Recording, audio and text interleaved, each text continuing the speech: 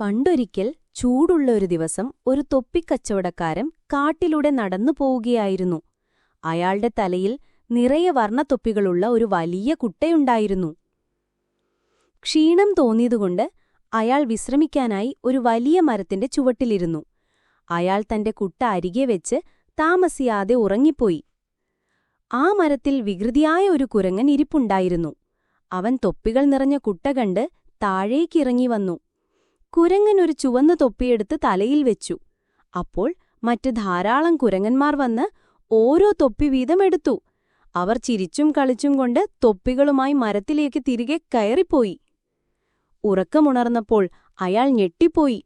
അയാളുടെ കുട്ട കാലിയായിരുന്നു. അയാൾ മുകളിലേക്ക് നോക്കിയപ്പോൾ കുരങ്ങന്മാർ തന്റെ തൊപ്പികളെല്ലാം ധരിച്ചിരിക്കുന്നത് കണ്ടു. അയാൾ ഉറക്കെ വിളിച്ചു പറഞ്ഞു, "എന്റെ തൊപ്പികൾ തിരികെ തരൂ!"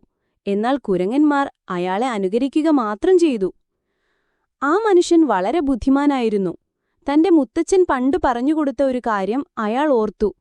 അയാൾ തന്റെ തലയിലെ തൊപ്പി ഊരി നിലത്തേക്കെറിഞ്ഞു. എല്ലാ കുരങ്ങന്മാരും അയാളെ അനുകരിച്ച് തങ്ങളുടെ തൊപ്പികളും താഴേക്ക് വലിച്ചെറിഞ്ഞു. ആ മനുഷ്യൻ വേഗത്തിൽ എല്ലാ തൊപ്പികളും പെറുക്കിയെടുത്ത് കുട്ടയിലാക്കി. എന്നിട്ട് പുഞ്ചിരിച്ചു. അയാൾ പറഞ്ഞു, "നന്ദിയുണ്ട് വിഡ്ഢികളായ കുരങ്ങന്മാരെ." എന്നിട്ട് സന്തോഷത്തോടെ നടന്നുപോയി. ഗുണപാഠം: ബുദ്ധിപരമായ ചിന്ത കൊണ്ട് വലിയ പ്രശ്നങ്ങളും പരിഹരിക്കാൻ കഴിയും.